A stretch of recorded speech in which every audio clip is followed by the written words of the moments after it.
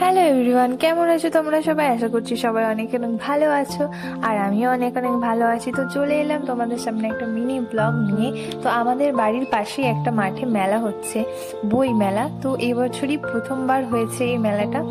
তো শুরু হয়েছে 20 তারিখ থেকে, আর আমি চলে গেছি আজকে সন্ধ্যেবেলায় মেলাতে। দেখতেই পাচ্ছ খুব সুন্দর সুন্দর বাচ্চাদের বই, বড়দের বই, অনেক ধরনের বই আছে এখানে। দেখতেই পাচ্ছ সবাই কিন্তু গিয়ে গিয়ে দেখছে বই, যার যেটা ভালো লাগছে সে সেটা কিনছে।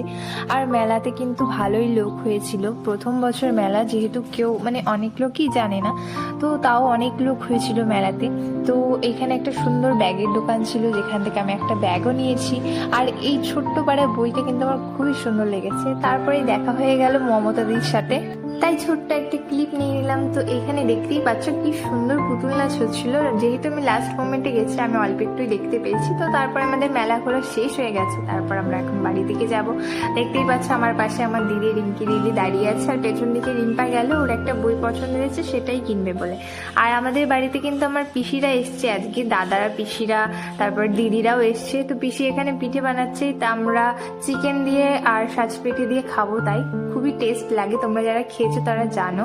এই যে রিম্পা দেখতেই পাচ্ছ। তো এখানে সবাই দাঁড়িয়ে আছে। আর হ্যাঁ, আমার দিদির বান্ধবীর বিয়ে কদিন পর, তো তাই আমার দিদি একটা সুন্দর কৃষ্ণের মূর্তি এনেছে, অনেক কিউট দেখতে। সাজানোর পর আরোই কিউট লাগছিল দেখতে। তো তারপরে আমি খেয়েটে বাড়ি চলে এসেছি, আর মেলা থেকে এই ব্যাগটা কিনেছি। সবাই কমেন্ট করে জানিও কেমন হয়েছে। তো দেখা হচ্ছে পরে একটা ভিডিও। টাটা।